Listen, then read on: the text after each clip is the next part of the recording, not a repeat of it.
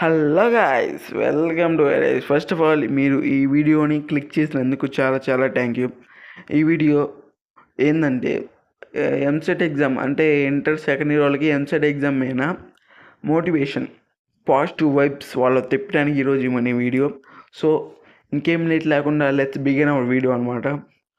First of all మీలో positive vibes ఫుల్గా ఉండాలంటే పాజిటివ్ మైండ్ సెట్. అంటే నాకు ఈ ర్యాంక్ వచ్చిద్దని మీరు బ్లైండ్గా ఫిక్స్ అయితే మీకు ఆ ర్యాంక్ రావడానికి ఆపర్చునిటీస్ ఎక్కువ ఉంటాయి. ఒకవేళ మీరు నెగిటివ్ ఆలోచించారు అనుకోండి, అంటే నాకు అది ర్యాంక్ వచ్చిద్దా రాదా అని ఓవర్ థింకింగ్ ఎప్పుడు చేయకండి. అప్పుడు చేస్తే ఆ ఓవర్ థింకింగ్ చేస్తే ఏమైందంటే మీ యొక్క మైండ్ అట్లా సెట్ అయిపోయింది, నాకు రాదే అనుకొని అది కూడా ట్రై చేయడానికి అది సపోర్ట్ చేయదు. కాబట్టి అప్పుడు మీరు ర్యాంక్ రాదు. సో మీరు ఎప్పుడు పాజిటివ్ మైండ్ సెట్తోనే ఉండాలా. తర్వాత మీ చుట్టూ ఉంటారు ఫ్రెండ్స్, ఫ్యామిలీ, అలా అందరూ ఉంటారు. బాహుబలిలో వెన్నుపోటు పుడిచినట్టు పుడుతూ ఉంటారు.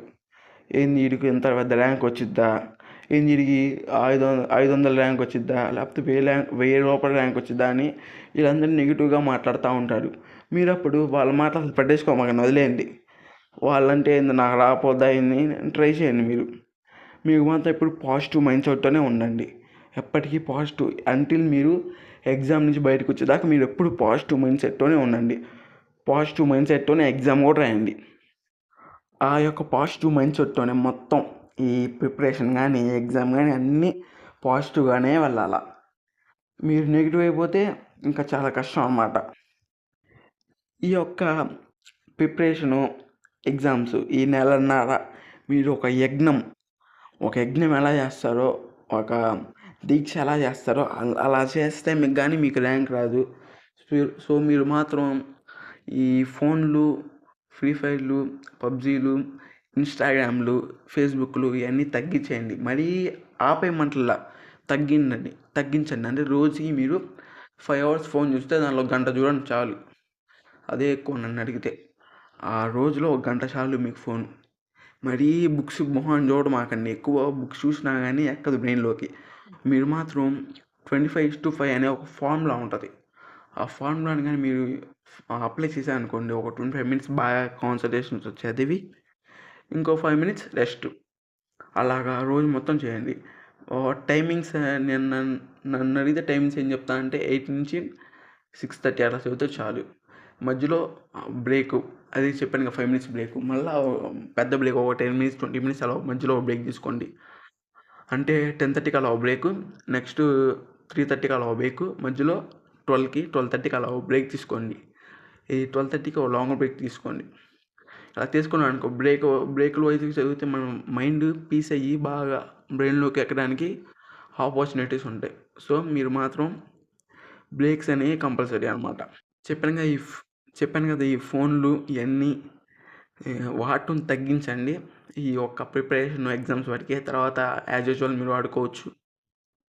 ఈ యొక్క నెలన్నర బాగా మోటివ్తో చదివితే మీకు తర్వాత ఇంకేముందిరా, బీటెక్ ఈజీగా వెళ్ళిపోయింది. మీరు మంచి ర్యాంక్ వస్తే బీటెక్ ఏదో మంచి కాలేజ్ వచ్చింది. ఏపీలో అయితే ఎస్ఆర్ఎం, విట్, అలా ఏదో మంచి కాలేజీలో మీరు సెట్ అయ్యారనుకోండి, ఇంకా వెనక్కి తిరిగి చూసే పనే ఉండదు. ఎందుకంటే అవి ఇంకా పక్కా మీరు చదవకపోయినా క్వాలిఫై అది పాస్ అవుతా పోతే మీ చేతిలో జాబ్ పెట్టి పంపిస్తారు వాళ్ళు. సో మీరు ఈ ఎగ్జామ్ని మాత్రం చాలా సీరియస్గా తీసుకోండి. ఎందుకంటే ఇదే టర్నింగ్ పాయింట్, లైఫ్ని చేంజ్ చేసే పాయింట్ అనేది ఎంసెట్ ఒక్కటే. ఎంసెట్ ఎగ్జామ్, ఐపీ కూడా పనికిరాదు. ఐపీ ఎగ్జామ్స్ వచ్చినా ఉంటే రాకపోయినా, కానీ ఎంసెట్ మాత్రం చాలా జాగ్రత్త పట్టుకోవాలి. ఎందుకంటే ఎంసెటే మన లైఫ్లో టర్నింగ్ పాయింట్. గుర్తుపెట్టుకోండి, టర్నింగ్ పాయింట్. ఆ పాయింట్ మనం సరిగ్గా చేయకపోతే మన లైఫ్ కూడా ఎట్లా పడితే అట్లా పోయింది. సరిగ్గా మనం చదవకపోతే మన లైఫ్ కూడా ఎట్లా పడితే అట్లా పోయింది. మీరు మాత్రం ఐపీలో కూడా 20% యాడ్ అయ్యిద్ది అంటారు దీంట్లోకి, ఎంసెట్ మార్క్స్లోకి. అవి మంచి మార్క్స్ వస్తే ఓకే. ఇది కూడా గుర్తుపెట్టుకొని, ఇది కూడా చాలా ఇంపార్టెంట్ ఎగ్జామ్ కాబట్టి చాలా జాగ్రత్తగా ప్రాక్టీస్ చేయండి. ఫస్ట్ మీకు ఈజీ టాపిక్స్ని నేను ఒక వీడియో చేస్తాను. ఆ ఈజీ టాపిక్స్ బాగా చేయండి. ఈజీ టాపిక్స్ అవి తీసుకొని చేస్తే మీకు ఫస్ట్ పాస్ అవ్వడానికి వస్తాయి మార్కులు. తర్వాత ఒక 70కి అలా వస్తాయి. ఇంక సరిపోదు, ఇంకా చాలు. ఆ మార్కులతో మీరు ఇంకా మంచి ర్యాంక్ వస్తుంది. తర్వాత మంచి కాలేజ్ వచ్చింది. ఇదొక్కటేరా. ఈ ఇంటర్ తర్వాత 2 నెలలు, 3 నెలలు, 2, 3 నెలలు కష్టపడితే చాలు సెట్ ఇంకా. ఇంటర్ సెకండ్ ఇయర్ తర్వాత ఈ 3 నెలలే. ఈ 3 నెలలు కష్టపడితే ఇంకా తర్వాత మొత్తం ఈజీగా ఉంటుంది. కౌన్సిలింగ్ రావటం, కౌన్సిలింగ్లో మీకు నచ్చిన కాలేజ్ పెట్టుకోవచ్చు. ప్రశాంతంగా ఉంటుంది లైఫ్ అంతా ఇంకా. సో ఈ నెలన్నర బాగా కష్టపడండి. మీకు ఎప్పుడైనా మీ మైండ్లో ఇంకా చాలా ఆపేద్దాం అనుకుంటే ఈ మంత్రం ఉపయోగించండి. కళ్ళు మూసుకొని మీ పేరెంట్స్, మీ అమ్మ, నాన్న వీళ్ళు పడే కష్టం ఒకసారి మైండ్లో గుర్తెచ్చుకొని ఇంకప్పుడు మళ్ళీ స్టార్ట్ చేయండి. అప్పుడు మీకు అసలు స్టార్ట్ చేయకల్లా కళ్ళం నీళ్ళు వస్తే ఇంకా అట్లా ఆటోమేటిక్గా స్టార్ట్ చేస్తారు మీరు. ఎందుకంటే వాళ్ళు ఎంత బాధపడతారో మన మైండ్లో ఉండదు కాబట్టి ఒకసారి గుర్తెచ్చుకోగలే మన మైండ్ మొత్తం అదే చదవాలా, బాగా చదవాలని మోటివ్ వెళ్ళిపోయి అదే మోటివేషన్. నేనైతే నాకు ఎక్కువ మోటివేషన్ అదే. అవసరం మైండ్లో తెచ్చుకుంటే మనం ఆటోమేటిక్గా ఈ మోటివేషన్ కూడా అక్కర్లే, ఇంకా ఆటోమేటిక్గా వెళ్ళిపోద్ది. మనం ప్రశాంతంగా చదువుకోవచ్చు మనం. ఈ నెలన్నర కొద్దిగా బాగా చదివితే చాలు, ఇంకా సెట్ అయిపోద్ది. అలాగే నేను వీడియో అయిపోవచ్చింది, లాస్ట్కి వచ్చేసాం. ఎగ్జామ్ మటుకే చూడండి, ఎగస్ట్రాగా చేయమాకండి. ఎందుకంటే కొంతమంది పిచ్చి పిచ్చిగా పనులు చేస్తూ ఉంటారు. ఒకవేళ బాగా అయిపోతే పిచ్చి పిచ్చి పనులు చేస్తూ ఉంటారు. ఈ పనులు చేయమాకండి. ఎందుకంటే ఎగ్జామ్ దాకే చూడండి. అదొక్క ఎగ్జామే, లైఫ్ ఏం కాదు, లైఫ్ ఏం బాగాలేదు, ఎగ్జామ్ ఒక్కటే కాబట్టి ఆ ఎగ్జామ్ దాకే చూద్దాం. అలాగే ఒకవేళ ఫెయిల్ అయితే లాంగ్ టైం అయినా తీసుకోవచ్చు, లేకపోతే డొనేషన్ కట్టి జాయిన్ అవ్వచ్చు. మరీ అంత పర్సనల్గా ఏం తీసుకోమాకండి. ఎగ్జామ్ని ప్రిపరేషన్ మాత్రం పర్సనల్గా తీసుకోండి. ప్రిపరేషన్ బాగా చేసి ఒకవేళ మనకి హార్డ్ పేపర్ వస్తే ఎగ్జామ్లో మన ఎఫర్ట్స్ మొత్తం పెట్టి చదివినా కానీ ఎగ్జామ్ బాగా లేకపోతే అది మన తప్పు కాదు, పేపర్ తప్పు అనమాట, మనది కాదు. వదిలేయండి, ఇంకా అంతటితో లీవ్ ఇట్. ఇంక వదిలేసేసి ఇంకా నెక్స్ట్ ఏం జరగాలో చూసుకుందాం. పిచ్చి పిచ్చి మనం చేయమాకండి, ఓకేనా?